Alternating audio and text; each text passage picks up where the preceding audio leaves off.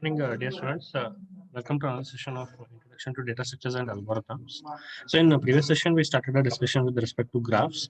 So, in continuation with the same, we will discuss few more concepts pertaining to graphs. So, yesterday we discussed regarding what does a graph comprise of. It will be comprising of vertices and edges. So, sometimes they are also specified as nodes and edges are sometimes specified as links. So depending on different this thing, different names might be given to these. And now edges, what we consider here, these help us to establish the linkage between the vertices. So that is a set of vertices can be connected or are connected with each other with the help of the edges. Now, what are the typical operations we discussed yesterday? One is to find the possible paths between the nodes or the vertices. And apart from that, if we have to identify the shortest path between the nodes or the vertices, even we can make use of the graphs. Then apart from those, the applications, what we can look out is in computer network analysis, say I want to identify what is the shortest path from the client to the server. So in that case, I can look for utilizing the graphs. And in travel applications, say I want to plan out some traveling aspect and I have to reduce the cost of the traveling. So in order to do that, you should know what are the points where you will be looking forward. That is, what are the locations you are looking and keeping those as the vertices and the linkage as the edges, and you can update the edges with some parameters such as cost parameter and try to utilize it in the travel application. So apart from this, you can look out for chip designing, wherein you can look out for the routing algorithms that can be implemented, then the gaming concepts. So these are just a few things to note down in graphs. So when we consider some of the basic concepts, if I represent G as a graph, this graph will consist of a set of vertices which is identified by V, which are vertices or the nodes. Then apart from that, it will also contain a set of edges. So edges are the interconnection between the vertices. So a graph will consist of, so that is what is specified over here. A graph will consist of vertices, a set of vertices and set of edges. Now, geometrically, when we represent the edges, right, edge will be the interconnection between the vertices. So here, as an example, it is just represented over here. That is, E is equal to Vi comma Vj. What does this imply? It implies that there are two vertices. Sorry, there are two vertices Vi and Vj, and there is a edge present between these two. So that is what this specifies. And here we can see just an example of a graph. So in this graph, you can observe there are around 5 vertices. That is V1, V2, up to V5. There are 5 vertices, and there are some interconnections between these vertices, and these interconnections are established with the help of the edges. So this is edge 1, E1, which is noted as E1. Edge between V2 and V3 is E2. So on, you have E3, E4, and E5. And now this is a sample what is represented. Now, in some cases, what might happen is there might be an edge present between, say, from V1 and to V1 itself. This is also possible. And from V1, I can get interconnection with the others. So any possible combination which is there, right, you can represent over here. If you want the mesh representation, you can represent that in the graph. So now here we have a few more things to note down. So if I specify E as an edge between Vi and Vj, so sorry, this is missing, Vi and Vj, it also implies that there is an edge between Vj and Vi. So that is, we specify Vi and Vj. This, if there is an edge between this, then it is logically the same that Vj and Vi have an edge E between them. So this is in this case, what happens is these kind of graphs are actually called as undirected graphs. So this holds true when we are specifying the graph as an undirected graph. So in this case, what happens is whether you specify vi comma vj or you specify vj comma vi, this ordering will not matter in an undirected graph. In an undirected graph, it will not matter. But when you have directed graph, when you have so the directed graph, in short, it is termed as digraph. So in this case, what happens is you have to replace the edge what we have represented. So here in this graph, right, if you just observe what we have done, so between V1 and V2, there is a edge between these two vertices. There is a edge. You can see that there is no direction specification. That is whether you specify it as V1 to V2 or V2 to V1. You are specifying the edge as E1. But in directed graph, what happens is you have to specify from where the edge starts and where it goes and terminates. So that is what you have to look out for. So this is the directed graph. This is an undirected graph. So in this case, here you can see that there is a edge even between V1 to V2. Now in this case, if I, for the directed graph, if I write E is equal to V1 comma V2, indicating that I have a edge from V1 to V2. I cannot specify that this as V2 comma V1 because I don't have a edge from V2 to V1 wherein it is in the directed form. So in undirected form, this ordering doesn't matter. This ordering doesn't matter. But in directed graph or digraph, right, the direction matters. So from which node or which vertex you are moving to which vertex. So that has to be specified. Now, based on this figure 9.2, that is the directed graph, you can just see what are the set of vertices for the given graph. We have total 5 vertices, which is V1, V2, V3, V4, and V5. Now, what is the set of edges for this graph? So this is the graph G. For this one, we have set of vertices, which are 5 vertices, V1 to V5. And what are the set of edges? So set of edges, you can just look over here. I have a edge from V1 to V2. So we write this as V1 comma V2. So from V1, is there a connection between V2, V3? So there is no connection. So I cannot specify that. Then from V1 to V4, I have. So here, if you just observe what we have, V1 to V2, there is a edge. V1 to V4, there is a edge. And if you just observe V1 to V4 and V1 to V5, there is no edge. Now, so one node is over. You move to the next node. So V2 to V1, I don't have any directed edge, but V2 to V3, I have. So that is being specified over here. So from V2 to V4 and V2 to V5, I don't have any edge. So no other specification is present.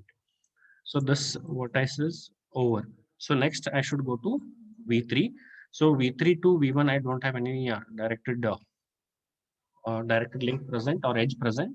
Then V3 to V2, I don't have a directed edge. That is, I don't have any edge in this direction. Then V3 to V4, I don't have. But V3 to V5, I am having. So that is what is specified over here. So if I just go to the last one, so this is done. So V4, when I move ahead, right? When I move ahead to V4, V4 to V1, I don't have. V4 to V2 is not there, but V4 to V3. So that is what is specified over here. And V4 to V5 is not present. So this is over. But when you come to the last vertex in this, so if any updates are there, you can put that vertex over, the edge over here. So now this is the set of edges and the set of vertices in the directed or the digraph. Now there are some of the terminologies what you have to remember and what you have to know. Apart from this, right? These terminologies what they have specified. Sometimes they might be represented by different term. So here, say I'm just telling this as a predecessor node, but in some other cases, depending on which application you are looking forward, right, it might be replaced with some other terminology over here. So this is not hard and fast rule that you have to follow this only, but just for simplicity, we need to understand these because we'll be utilizing these only in the coming forth discussions of graph. So what is meant by a adjacent node? That is, in this case, if I am having a edge E of u comma v, where u and v are the vertices, then this represents an edge which is present between u and v vertices. Then in this case, what happens is these two vertices, u and v, are the adjacent nodes to each other. They are adjacent nodes to each other. So if I just consider any of the graph, say if I consider this case v1 to v2. So v1 and v2 are adjacent nodes to each other.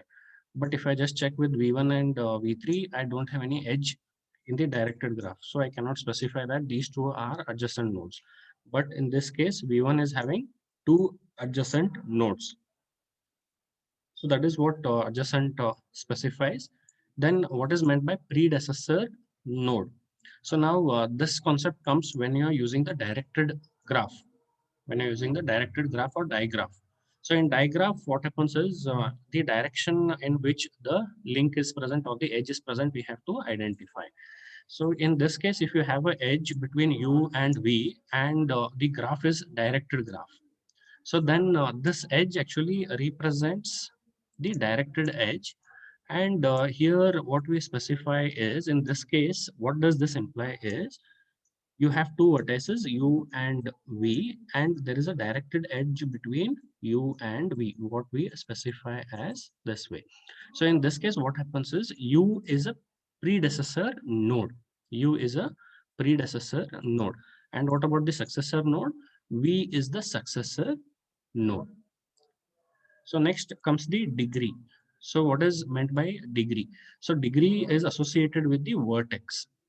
So what it specifies is it gives the number of edges that are connected to that vertex. So here, if I just say check out with this one. So if I consider any of these, so I'll just consider say vertex V2.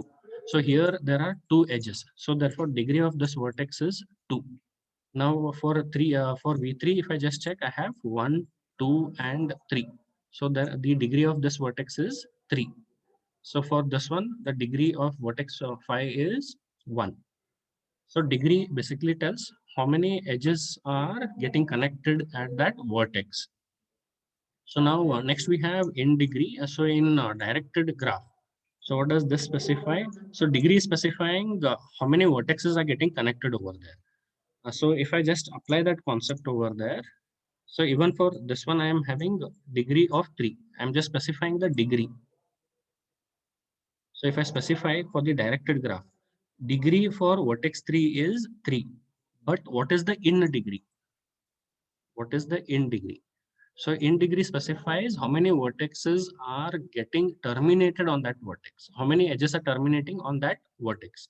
So here on this V3, right, I have E2 and E3.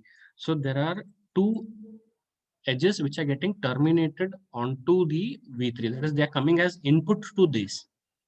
So these are coming as input to vertex 3. So therefore, in degree for vertex 3 is 2. Now there is another one which is out degree. So here, how many vertexes are going sorry, how many edges are going out of that vertex? So that is what you have to look out for. So in this case, if I just consider, there is only one edge which is going out of this vertex 3. So therefore, out degree for this vertex is 1. Degree is 3, in degree is 2, and out degree is 1.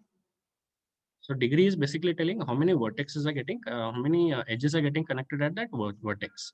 So if you just see, there are 3 edges which are getting connected at that vertex, but 2 are incoming and 1 is outgoing edge. So based on that, you have in degree and out degree respectively. So next comes the path.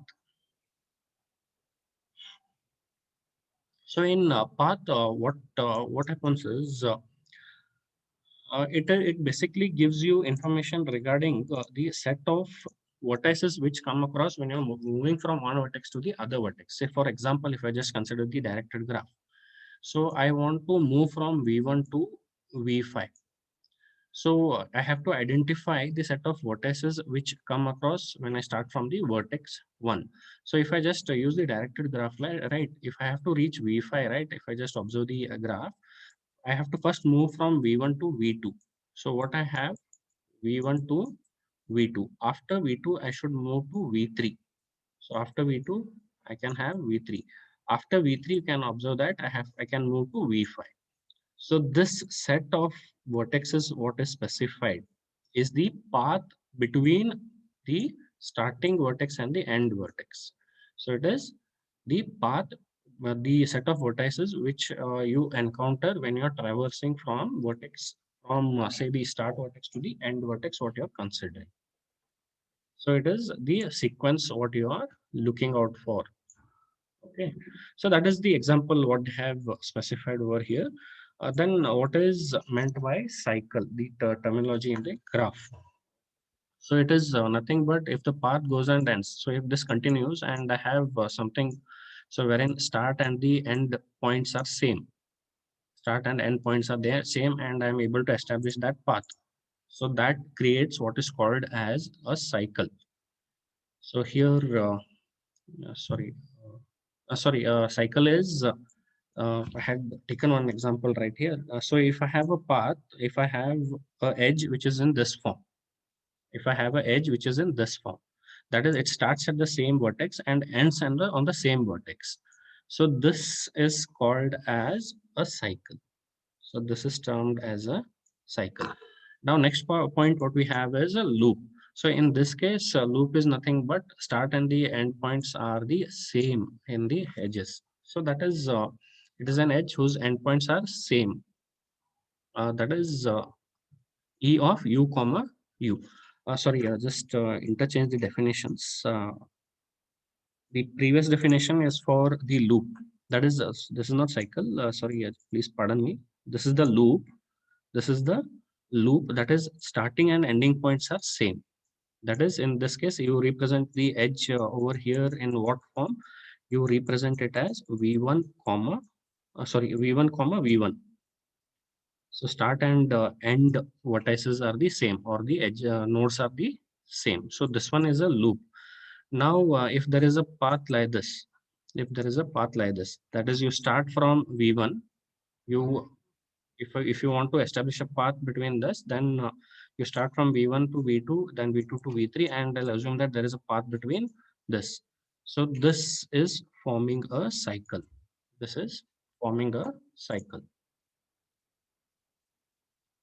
So this is a loop in that the start and the end point is same, but you are having only one this thing, that is on the same edge you come and terminate. This is a loop. But if you have some other case wherein you start and end at the same point, but you are establishing a path between them. So a loop is a special condition for the cycle. So wherein there is only one node present in the entire path. So that is what I can specify for this case. So next, what is meant by wait? So wait, what it implies is, suppose I want to traverse from V2 to V1, and along this edge, right, if I specify some parameter, say I'll specify what is the cost of moving from V2 to V3, say it is equal to 2. So this number what I'm specifying implies that the weight of the edge is 2, which is present between V2 and V3 over here. So that is what we are specifying in this case. So it basically sometimes in this case it is called as length. In some cases it is called as cost. So there are different terms which are being utilized. Then comes the order. So order of the graph is the number of vertices contained in the graph. So here, if I just see, I am having 5 vertices. So therefore, order of this entire graph is 5. Then we have the labeled graph in which the edges are labeled. So in the graph, if the edges are labeled, we specify it as the labeled graph. Then a weighted graph, that is in the graph, if you're specifying the weights for each of the edges. So in this case, I have given a label of E2 to this one. So this is a labeled graph. This is a labeled graph. Now, if I specify the cost or the weight for each connections, say I've just taken an example. So this one turns out to be what? A weighted graph. If you're just giving the labels, it is a labeled graph. But if you're specifying the weights for the entire interconnections, right? This I call it as a weighted graph. Then connected graph. So in undirected graph, this concept comes in the undirected graph. So in undirected graph, in which there is a route between each pair of, it is a strongly connected. So in undirected graph, when I observe, right, if there is a path between each pair of the nodes, so it is nothing but, if I just read it out, right, it will be the mesh connection. It will be the mesh connection. So if I just say you have to first refer to the connected graph, first you have to refer to the undirected graph, and you observe that there is a path between each pair of nodes. So here what happens is, if I want to move from V1 to V5, there is a path present. If I want to move from V1 to V2, there is a path present. V1 to V3, there is a path present. V1 to V4, there is a path. So this is this kind of graph, which is undirected graph, is called as connected graph. That is, there is a path possible between each pair of the nodes. Nodes are nothing but the vertices what we are talking. Then what about the strongly connected graphs? So in directed graphs, right?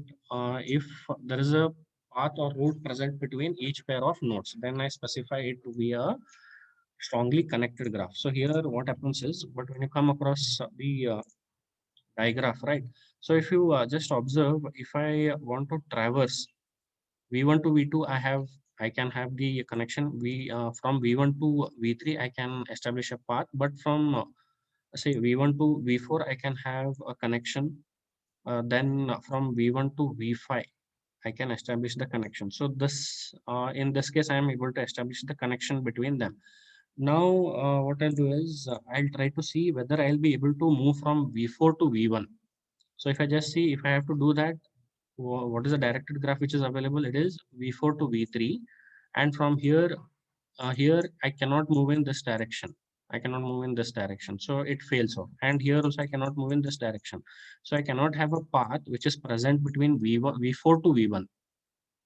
So here, if I am having any other possibility, and for all the vertices of the nodes, I can establish a path between each of the nodes.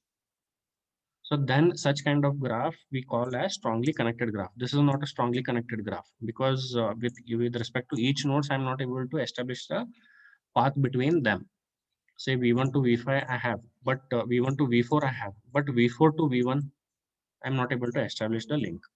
So such kind of graphs are termed as, that is, first of all, it is a directed graph, and there is, for this case, I'm not able to establish a path between each of the nodes. So in that case, I cannot call it as a strongly connected graph. So for it to be called as a strongly connected graph, I should have path or a route between each pair of the nodes. So whatever combination I do, there should be a path between them. So complete graph, in undirected graph, right? If there is an direct edge present between each pair of the nodes. So you are referring to the undirected graph, but under this undirected graph, there is a direct edge which is present between each pair of nodes. So what does this imply? If we read out this one, right? It is telling that it is the graph will be in the mesh form. Graph will be in the mesh form. So what does it specify? If I read this, there is a direct edge between each pair of the nodes. There is a direct edge between each pair of the nodes. So from V1 to V2, I should have, then for it to be a complete graph, from V1 to V3 and V1 to V5, there should be a direct path between each of the nodes. So under this case only, I'll be calling this as a complete graph. So it is nothing but the connection should be in the mesh form, wherein each node should be connected with each other node. Then only I can have the possibility that each That is, there is a direct edge will be present between each pair of the nodes. So if I consider any of the nodes, right, any of the nodes, so I should be having a direct connection. But in this figure, right, I don't have a direct connection between V1 and V3. I don't have this connection between V1 and V4. I don't have this connection. So therefore, this is not a complete graph. This is not a complete graph. For this to be a complete graph, what changes I have to incorporate, or what linkages I have to provide? I should have a linkage between V1 and V3. I should have a linkage between V1 and V5. Then apart from that, V1 and V2 and V4 and V2 and V5 should be having a connection, and V5 and V4 should be having a connection. So rest all, if you just observe, all are interconnected with each other. So if this is the case, right, then I call it as a complete graph. Okay.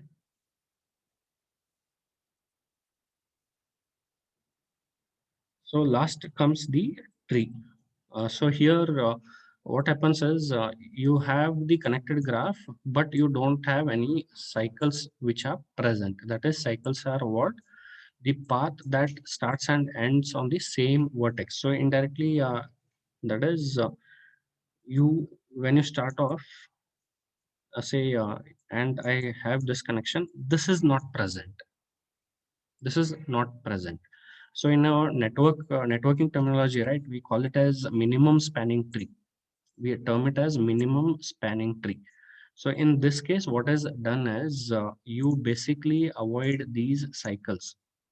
You try to avoid these cycles. You try to get rid of these. So there are reasons why we have to do that. If you just go through minimum spanning tree, right, you will get to know how it has to be done and why it has to be done. Okay, so these are just a few things to specify. So in tree, you will be having that specification. So these are few terminologies what we'll be utilizing in the graphs discussion. So now how graphs can be implemented? Graphs can be implemented in three different ways. One is using the adjacency matrix, one is using the path matrix, and last one is the adjacency list. So these two what are there, they are actually sequential implementation what we'll be looking out, and this one what is there, we'll be looking out for the linked implementation. So this adjacency list is can be implemented using the linked concept, and this one can be implemented using the sequential concept. So that is, you can use an array for its implementation, and this one you will be using the uh, linked list concept. So why that is there, once we discuss regarding these topics, right, we'll get to know why it is sequential and why it is say the linked implementation. So now let us discuss the first thing, that is implementing the graphs using the adjacency matrix. So now we'll refer to the previous representation of the graph, that is figure 9.3 what we have referred to. So now here what we have is we have represented the vertices with the numbers. So there are total of 5 vertices which are present. Now in this case, we represent the graph G as the set of vertices and the set of the edges. Now in adjacency matrix, what is done is, this matrix is, first of all, it will be a n by n matrix. So in this case, what is n? N is the number of nodes. So n is equal to 5 in this case, number of nodes or number of vertices. So here what happens is, the adjacency matrix for this graph what we are representing will be a 5 by 5 matrix. Now in this case, we are representing the adjacency matrix with the representation of A. That is what we are representing it. And each of the element. So if I consider this element, this is A of 1, comma 1. If I say consider this one, it is A of 2, comma 3. So that is what we are representing. Now, what does these elements represent and how they are updated? So here you can see that a of I comma j, say for example, if I just consider a of 1 comma 1, it will be 1, it will be equal to 1 if there is an edge present between those vertices or the nodes. So here I have vertex or the node which is 1. So here you can see that there is a edge which is present between 1 itself. So this is the edge. So here what happens is if there is an edge present between these two vertices, so here it is 1 and 1 itself, and there is an edge which is present. So therefore I'll be updating this matrix with a value of 1. So if ai or a of I comma j is equal to 1, it implies that there is an edge which is present between the vertices vi and vj. So what we are specifying is, it specifies that there is a directed edge present between those vertices. And if a of I comma j is equal to 0, then then it implies that there is no edge present between those two vertices. That is, there is an absence of the directed edge. So here in the diagram, you can just observe. So I'll come to the first this thing. So these are the vertices what we have specified. So there are 5 vertices. So there'll be 5 rows and 5 columns. So here, is there an edge between 1 and 1 itself? Yes, there is an edge. So therefore, this value has to be populated with 1. Is there an edge between, directed edge between, or there is a presence of directed edge between 1 and 2? Yes, there is a presence of that. So therefore, this is updated with 1. Is there a directed edge between 1 and 3? There is no directed edge. So this is replaced with 0. So similarly, I continue with all the combinations and update this matrix. So this matrix is nothing but the adjacency matrix, which is used for implementing the graphs. So this is a C program what they have specified. So which is nothing but matrix representation itself. So I'll not be executing this program. So later we can just have a look of this program through the execution at the end. So here you can observe that you have declared the header files. You have declared the main. So in the main, what you're doing is you are declaring a 5 by 5 matrix. So this is a 2-dimensional matrix. So the name of this matrix is A, and in this matrix you are storing the adjacency matrix which is related to the graph. So you're declaring the parameters whatever are required, or variables which are required. So in this case, I and j are nothing but one is used for row parameter and the other is used for column parameter of the adjacency matrix what we are talking. So here we have a for loop with index I, and within that for loop I have only one statement which falls under this for loop is the next for loop what we have represented, in which the index which is associated is j. And initially what we are doing is we are initializing the entire matrix elements to 0. Otherwise it will be a garbage values. It will be garbage values. It is for that purpose we are just updating this with the 0 values. So this for loop is used for initializing the adjacency matrix to elements to 0 initially. Now here what you're doing is you are just specifying if there is an edge present between any of the nodes that you are updating over here. So what is this specifying? Since you are using matrix, right? Matrix, the index starts from 0. So it will be 0, 1, 2, and up to 4. Okay, so when you're using arrays, right, the index starts from 0. So here we had referred to it as 1, right? So in terms of matrix, right, its index will be 0. Row will be 0, column will be 0. That is what we have specified over here. So index of this one will be 0, comma 0. So on it will be continued.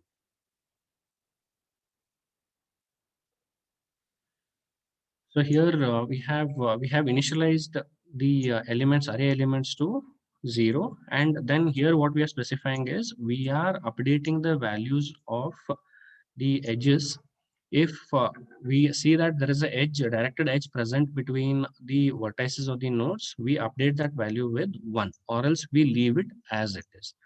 So this is what we are doing over here, and then we are printing the elements of the matrix. That is the adjacency matrix. Using the for loop, you are just printing that entire elements of that matrix. So that is what you are doing over here. So this is the adjacency matrix which you have updated. So next, what are the advantages of the adjacency matrix which we utilize in the graph? So this is simple to implement. You can just observe that you have to just update these values, and rest all you can just keep it as it is. That is once you have initialized. So it is simple to implement. But what is the disadvantage of this one is when you consider the big O notation, right? It's memory space utilization. This memory space utilization turns out to be a square this thing quadratic in nature. So its complexity is quadratic when we consider the space utilization. Now even when the adjacency matrix is sparse. So now what is meant by sparse matrix is if majority of the entries are 0 in the matrix. So if I consider say this 5 by 5 matrix is not a problem. If I go for say 100 by 100, 100 by 100, and in that case say when you consider 100 by 100 you will be having these many elements in the matrix, adjacency matrix, and in this one only if 100 entries are having the links, that is 100 entries are 1. So then what happens is you can imagine that this minus 100, that is 100 into 100 minus 100, all those rest of the elements will be all 0. So which will be a sparse matrix, and due to which what happens is there will be a more memory consumption which will be happening in the adjacency matrix. So that is what because of which what happens is the memory space complexity will be in the big O notation, it will be in terms of n square, where n is the number of nodes what we are talking about. So therefore, we should be careful when we are using this. So if the adjacency matrix is sparse, right, it will create a problem because majority of the entries will be 0. That is indicating that there is no interconnection, and very few will be associated with the interconnection. This is where your adjacency list comes into play. Now, inefficient representation of the graphs, because if you have very large number of vertices, right, it will be just zeros and ones which will be present. So it is not that efficient to represent using the adjacency matrix. So this will be clear when you go for the next part, wherein what you'll be doing is uh, here what happens is there might not be a path from 1 to 3 directly. If you just observe what is this specifying, so whether there is a directed link between the two nodes or the vertices. But when we go for in-depth analysis, right, but I can reach 3 via 2, right? I can reach 3 via 2. But here there is a 0. Here there is a 0. So therefore, this is an inefficient representation. I can reach 3, that is node 3, from 1. But I have to do it with a different way. That is, I have to first go to 2 and then go to 3. So in that case, what happens is if I refer to this row, right, what is the information I am getting? I am getting the information that if I have to reach 3, there is a no link. There is no link. So that is one problem what we can observe over here. So therefore, adjacency matrix is an inefficient way of representation. So now let us look at implementation of the graphs using the path matrix. So the name itself tells that there is some parameter what you have to update with respect to the path between the nodes.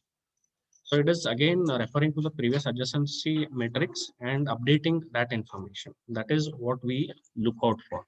So in this case, again, if we consider G is a graph, which is a combination of the vertices and the edges, and we are looking into the directed graph, that is a digraph with n number of nodes.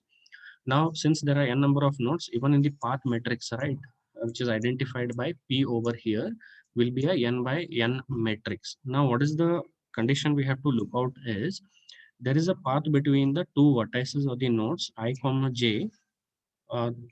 Then, if there is a path between them, then we update it as 1. or else we update that path value with 0. So if there is no path between I and j nodes or the vertices, then we update that path matrix value associated with that node I comma j with 0 value. Previously, what we were looking whether there is a directed edge between Vi and Vj. We were looking whether there is a directed edge between Vi and Vj. But in this case, what we are doing is we are looking whether there is a path between these two nodes. Path between these two nodes. So here, how that path matrix is updated is from the adjacency matrix. So first you have to develop the adjacency matrix, and from that adjacency matrix, you utilize this equation, which is actually a summation of the powers of the adjacency matrix. The summation of the powers of the adjacency matrix. That is, you estimate this one. So this is actually a matrix addition along with matrix multiplications. What you can observe here, or matrix raised to its power, whatever we are specifying. So if it is a square, it is nothing but matrix A multiplied with matrix A. So this is a matrix multiplication what we are specifying. So if I have to update this parameter, right, first I need to obtain the adjacency matrix, and that adjacency matrix A what we have obtained, we calculate this entire representation, which is nothing but another matrix representation.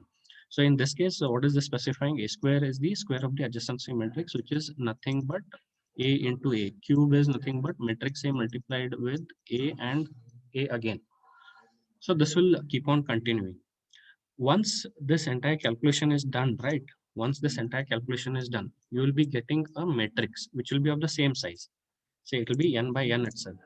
So when we have that matrix, right, with this matrix will be A plus A raised to 1 plus A raised to square plus so on up to A raised to n. So we'll be having some values which will be obtained. Now what we do is, depending on these values, right, depending on these values, all the non-zero entries what we have in this case, this matrix what we obtain, right, from this calculation, all the non-zero entries are replaced with 1. They are replaced with 1. Uh, and it indicates that there is a path between, there is a path possible between the two nodes or the vertices what we are looking at. Now, what happens with this case is, here you can see that you are carrying out matrix multiplication and matrix addition in order to update the path matrix.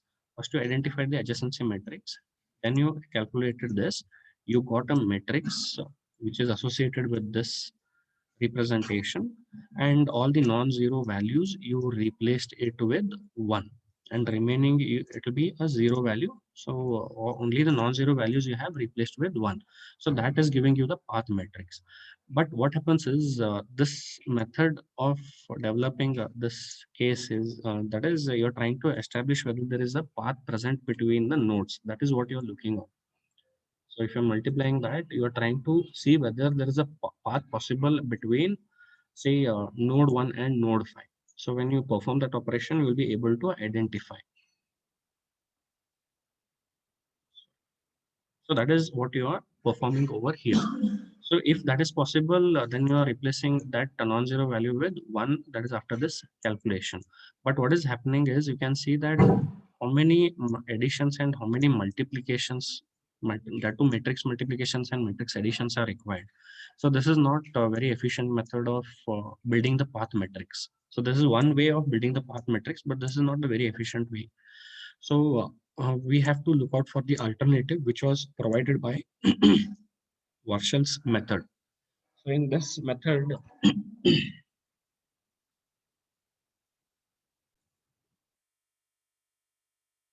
Warshall's method, which is actually a different version of the updating the path matrix. So in this, what is done is, if I have two vertices or two nodes, which are say named as Vi and Vj. So what I do is, I try to utilize a logic over there. So I'll refer to the graph over here. Instead of specifying Vi and Vj, what I'll do is, I'll refer to say V1 and V3. Say I have V1 and V3. Now what I have to do is I have to apply the the method what we are looking out for, that is Warshall's method. So first thing what we check is we check whether there is a direct path present between these two. Now in this case there is no direct path present between these two. So that is the first check, that is whether V1 and V3 there is a direct path present or whether there is a edge present. So this is what we are checking. Now apart from that we also check whether I am able to reach this node 3 or vertex 3 from any other way. So if you just observe what we are having from V1 to V2 and V2 to V3, that is also possible. So here intermediate node is what? Intermediate node is 2. So how we can specify V1 to V3, V1 to V2, there is a path, and from V2 to V3, I can reach the vertex 3. Now there is another path also possible, that is V1 to V4 and then V4 to V3. So that is V1, I'll write it as V1 to V4 and V4 to V3. So there is another path possible. So here, if you just see, if I refer to the adjacency matrix, it is telling that I'm not able to reach I'm not able to reach node 3. But in this case, you can see that if this is not present, even then you can reach node 3 via node 2 or node 4. So that is what you are doing. So that is what Warshall's method specifies. So here in Warshall's method, what you're doing is you are considering two nodes, that is two vertices, Vi and Vj. So first you try to identify whether there is a direct path between Vi and Vj. Then what you try to do is you try to identify whether there is an indirect path from Vi to Vj. That is, in this case, you first check whether you can reach Vi to Vk, and from Vk you can reach Vj. That is what we had seen. V1 to V3, if I want to go, I can go from V1 to V2 and V2 to V3 or the other way. So first we check whether the direct path, and then we check whether indirectly I can reach the destination node or the vertex. So in this case, how is the path matrix updated? So if I get to know that, say either I have a direct path or I have an indirect path. So in this case, what I do is I'll check out whether I'll make use of this logic to update the path matrix. To update the path matrix. So in this case, the path between I comma j.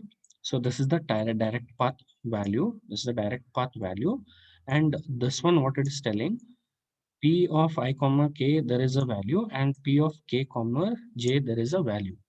So here what is this specifying? If I just look at the previous case, from 1 to 2 I have a path, and from 2 to 3 also there should be a path.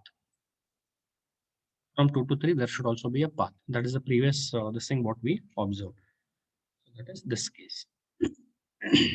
So here, so if I just see p of 1 comma 3, so there is no path. So this will be like 0. This will be 0. But is there a path between 1 and 2? Yes, there it is 1. P of 1 comma 2, there is a value of 1. And from P of 2 comma 3, is there a value? P of 2 comma 3, yes, it is 1. So what happens is, if you look at the logic, what is it specifying? If you have a directed path. So now in my case, what happened? 1 comma 3, and it is ORing. So it is logical operations what we are looking out for. P of 1 comma 3 is 0. That is, this is 0. But what is P of 1 comma 2? It is 1, and P of 2 comma 3 is 1. And 1 implies what? It is 1 overall logic 1. So when we OR these two, right? So I have 0 or 1. So this will lead to 1. So indicating that I can reach 1 to 3. I can reach vertex 1 to 3 via node 2. So in this case. So that is what you are looking out for. So this is the Warshall's method, what we can use in order to update the path matrix. So here you can see that We are not performing any matrix multiplication or addition over here. We are just checking whether there is a path present between the two elements, between the two vertices, whether there is a direct path or whether there is an indirect path. That is what we are looking at. So this is an algorithm of the Warshall's method. So in this case, what we have is we have the path matrix in which we need to first identify the adjacency matrix. So even for Warshall's method, you have to refer to matrix A. That is the adjacency matrix. Once you obtain that matrix, then you apply the Warshall's method. So here you can see that initially you are setting the entire path matrix. That is, you are copying the entire adjacency matrix into the path matrix. So once you copy that, what you do is you start off with the first node. You start off with the first node. So that is, so whether node 1 to node 1 is present. So in this case, you can see that it is 1. It is 1. So no need to look at any other point. Even if you want, you can look out. So basically what is done is you start off with first node, whether there is a path between these two nodes. Yes, there is a path. So apart from this, what is also cross-checked is 1 to 2 and 2 to 1, whether I'll be able to reach. Because that is the logic what we have over here. So here you can see that direct path, and with all the other nodes also you have to cross verify. So in this one, right, if you just observe, repeat, you are initializing the values, index values, and you are repeating the steps 5 to 10. So that is this steps for this while statement what we have observed. So this is k lesser equal to n, and in this one 6 to 9 you are repeating. That is these steps for this while statement, and this one you are repeating 7 to 8 for this while statement. So these two are the steps. So if you just observe what is happening is in this case, so it is like you are considering node I and node j and all the other possible values of these aspects. So that is what you are looking out for.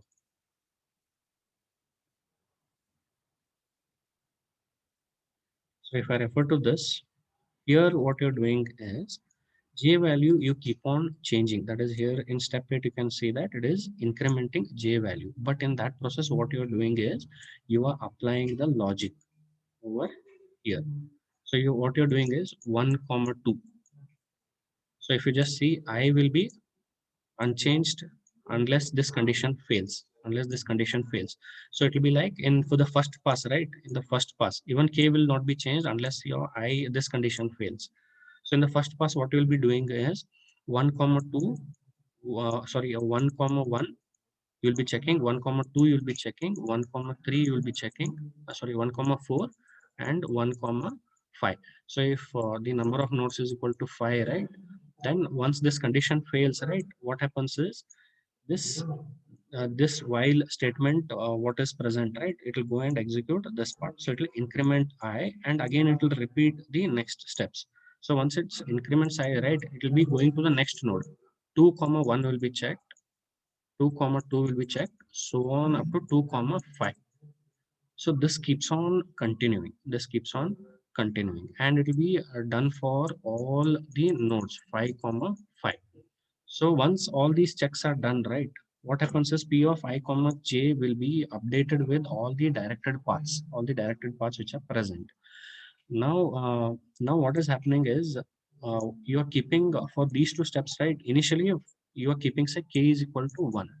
So what is being done is once this is being updated 1 comma 1, and so again you are checking whether there is intermediate route possible with 1. So 1 comma 2, you're checking with intermediate node with this.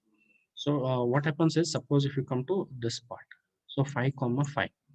So what you're doing is whether you are able to reach 5 to 4 via 1, 5 to 5 via 1. Before this you have 5 comma 4. Whether you are able to reach 5 to 4 via the vertex 1.